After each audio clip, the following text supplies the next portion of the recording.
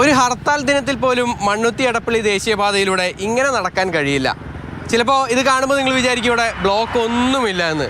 ദാ അങ്ങോട്ട് നോക്കിക്കഴിഞ്ഞാൽ കൃത്യമായി എന്താണ് ഇവിടുത്തെ അവസ്ഥ എന്ന് മനസ്സിലാകും.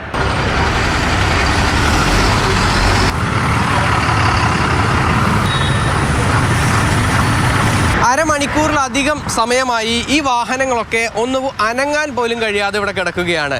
മുരിങ്ങൂരിനപ്പുറം വരെ ഈ ബ്ലോക്കുണ്ട്. അതായത് കൊടകരയ്ക്ക് ശേഷം ആരംഭിച്ചതാണ്. 2 രൂപ ക്ഷേമനിധി ഇത് പറഞ്ഞ് മേടിക്കുന്നുണ്ട്. ഈ ക്ഷേമനിധി ആർക്കെങ്കിലും കൊടുക്കണ്ട? ജനങ്ങൾക്ക് മറ്റേതാണല്ലോ പെൻഷൻ കൊടുക്കണം. 2 രൂപ ഡീസലിനും കാരനൊക്കെ മേടിക്കുന്നുണ്ട്. ആർക്കെങ്കിലും കൊടുക്കണ്ട? ഇപ്പം ഈ കിടക്കുന്ന വണ്ടികൾ നോക്ക്. ഇപ്പം ടോൾ ഒഴിവാക്കി. ആരെ ടോൾ ഒഴിവാക്കിയാണ്? ജനങ്ങൾ പറഞ്ഞ ടോൾ ഒഴിവാക്കി. സർക്കാർ ഒഴിവാക്കിയതല്ല.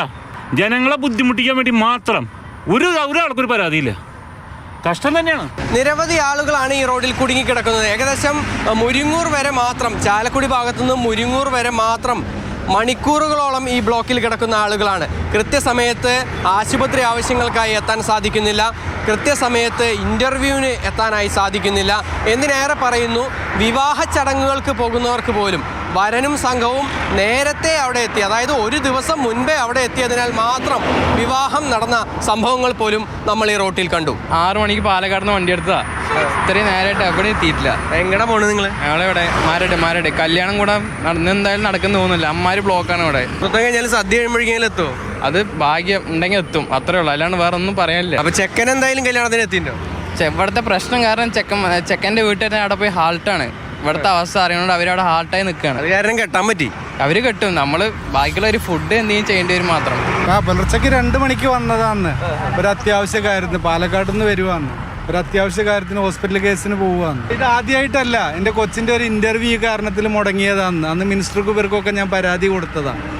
അത് വലിയ ഇതൊന്നും വന്നില്ല അന്ന്. നെടുമ്പാശ്ശേരി വിമാനത്താവളത്തിലേക്ക് വരുന്ന യാത്രക്കാരോട് ഒരു കാര്യം പങ്കുവയ്ക്കാനുണ്ട്.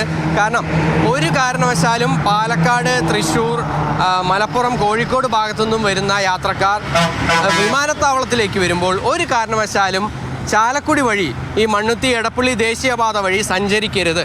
അവർ പോകേണ്ട വഴി എന്ന് പറയുന്നത് തൃശ്ശൂരിൽ നിന്നും ഇരിങ്ങാലക്കുട മാള വഴി നേരെ നെടുമ്പാശ്ശേരിയിലേക്ക് എത്താം. അല്ലാത്ത പക്ഷം ഒരുപക്ഷെ വിമാനം തന്നെ അവർക്ക് നഷ്ടമാകും.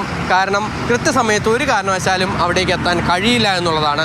ദേശീയപാതയിലെ ഗതാഗത കുരുക്ക് അങ്ങനെ തുടരുകയാണ്. ഇന്നലെ രാത്രി ആരംഭിച്ച കുരുക്ക് ഇപ്പോഴും തുടരുന്നുണ്ട്. മണികണ്ഠനൊപ്പം MS ലിഷോയ്, മാതൃഭൂമി ന്യൂസ്, തൃശ്ശൂർ.